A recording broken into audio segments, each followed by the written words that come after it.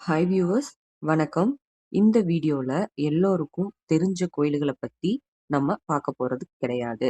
அதாவது அதிகம் யாருக்குமே தெரியாத, ஆனா நம்ம கேட்டாலோ இல்ல இந்த கோவிலை பார்த்தாலோ ரொம்பவே சிறப்புன்னு தோண வைக்கிற கோயில்களை பத்தி தான் இந்த வீடியோல நம்ம பார்க்க போறோம். அது மட்டும் இல்ல, இனி வரும் வாரங்கள்ல நம்ம சேனல்ல இது மாதிரி அறியப்படாத நிறைய கோவில்களை பத்தி நம்ம பார்க்க போறோம்.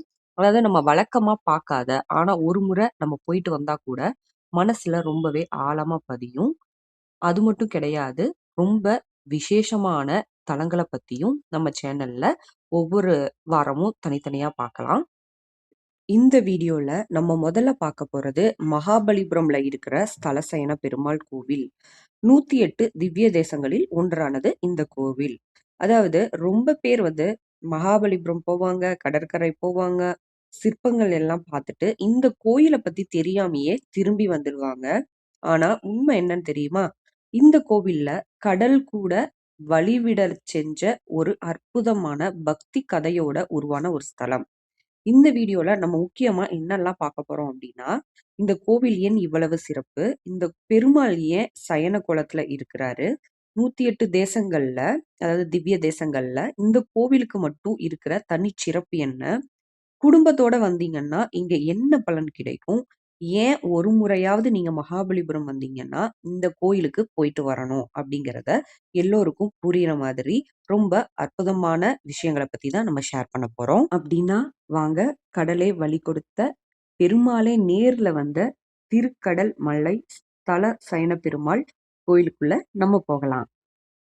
நம்ம வாழ்க்கையில சில இடங்கள் இருக்கும். அதாவது அந்த இடத்துக்கு போனாலே மனசு ரொம்பவே லேசாகும்.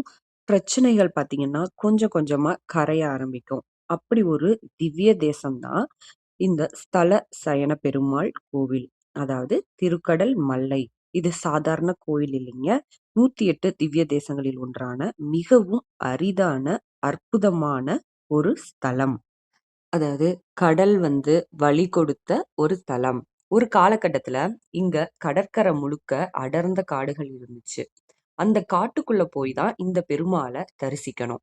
அப்படி இருக்கும்போது புண்டரிக மகரிஷி அப்படிங்கிற ஒரு முனிவர் பெருமாளை தரிசிக்கணும் அப்படின்னு சொல்லிட்டு உயிரையே கொடுத்து தவம் செஞ்சுட்டு இருந்தாரு. ஆனா கடல் குறுக்கே இருந்ததுனால இந்த கோயிலை போய் அவரால் தரிசிக்க முடியல. அதுக்கப்புறம் என்னாச்சு அப்படின்னா, என் பக்தி உண்மையா இருந்துச்சு அப்படின்னா இந்த கடல் எனக்கு வழி கொடுக்கட்டும் அப்படின்னு சொல்லி கையாலேயே கடல் நீரை இறைஞ்சிட்டு இருந்தாரு. யோசிச்சு பாருங்க, எவ்வளவு பக்தி இருந்தா ஒரு மனிதன் கடலையே எதிர்த்து நிற்பான் அப்படின்னு. இப்ப இவரோட பக்தியை சோதிக்க பெருமாள் ஒரு முதியவர் வேடத்துல இது எல்லாம் சாத்தியமா, முதல்ல எனக்கு ஏதாவது சாப்பாடு கொடு அப்படின்னு கேக்குறாரு. முனிவர் கொஞ்சம் கூட தயங்கவே இல்லை. பெருமாளை தரிசிக்கணும், அதுக்காக நான் என்ன வேணாலும் செய்வேன் அப்படின்னு சொல்லிட்டு பெருமாளுக்கு உணவு கொண்டு வர்றதுக்காக போறாரு. அவரு திரும்பி வந்தபோது அங்க ஆதிசேஷன் மேல் சயனித்த திருக்கோலத்தில் பெருமாளே காட்சியளித்தார். அதனாலதான் இங்க இருக்கிற இறைவன் பாத்தீங்கன்னா ஸ்தல சயன பெருமாள் அப்படின்னு சொல்லப்படுறாரு. 108 தேசங்களில் ஒரே ஒரு தனிச்சிறப்பு, இங்க உற்சவ பெருமாள் கையில தாமரை மொட்டுடன் நிற்கிறார். இந்த மாதிரி நிற்கும் ஒரே பெருமாள் இவர்தான். அதாவது 108 திவ்ய தேசங்கள்ல இந்த மாதிரி பெருமாள் வேற எங்கேயும் காட்சியளித்தது கிடையாது. அதாவது அந்த தாமரை பாத்தீங்கன்னா மூலவரின் திருவடிகளில் சேர்ப்பிப்பதாக நம்பிக்கை. அதாவது பக்தனின் வேண்டுதல் நேரடியாக பெருமாளின் பாதத்தில் சேரும் தலம். இப்போ இந்த கோயிலுக்கு போனா என்ன பலன்? அதாவது நீங்க குடும்பத்தோட இந்த கோயிலுக்கு போறீங்க அப்படின்னா மனசுல இருக்கிற குழப்பங்கள் குறையும், வீட்டுல அமைதி கூடும், திருமண தடைகள் இருக்கு அப்படின்னா நீங்கும், உறவுகளில் நல்ல புரிதல் வரும், பிள்ளைகளுக்கு நல்ல எதிர்காலம் கிடைக்கும், மன அழுத்தம், பயம், கவலை குறையும். ஒரு விஷயம் உங்களுக்கு நிச்சயம், இங்கிருந்து நீங்க திரும்பும்போது மனசு கனமா இருக்காது. திருப்பார்கடல் வைகுண்டநாதன் தரிசன பலன் பெரியவர்கள் சொல்வது என்ன அப்படின்னு தெரியுமா?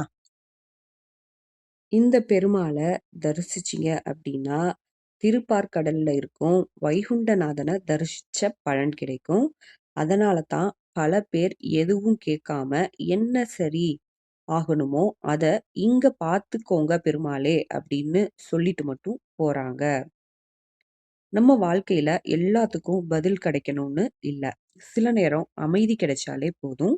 அந்த அமைதிய இந்த ஸ்தல சயன பெருமாள் உங்களுக்கு தருவார். வாய்ப்பு கிடைச்சா கண்டிப்பா ஒரு முறை போய் பாருங்க. பெருமாள் உங்களையும் உங்க குடும்பத்தையும் நல்ல பாதையில நடத்துவார். நெக்ஸ்ட் இதே மாதிரி நீங்க இதுவரைக்கும் கேட்டிராத ஆனா பல சிறப்புகள் இருக்கிற ஒரு கோவிலுக்கு நம்ம போய் பார்க்கலாம். மறந்துடாம நம்ம சேனல சப்ஸ்கிரைப் பண்ணிடுங்க. இதே மாதிரி உங்க ஊர்லயும் ஒரு கோவில் இருக்கும். அப்படிப்பட்ட ஒரு கோவில் இருக்கு அப்படின்னா கீழ கமெண்ட்ல பதிவு பண்ணுங்க. நன்றி, வணக்கம்.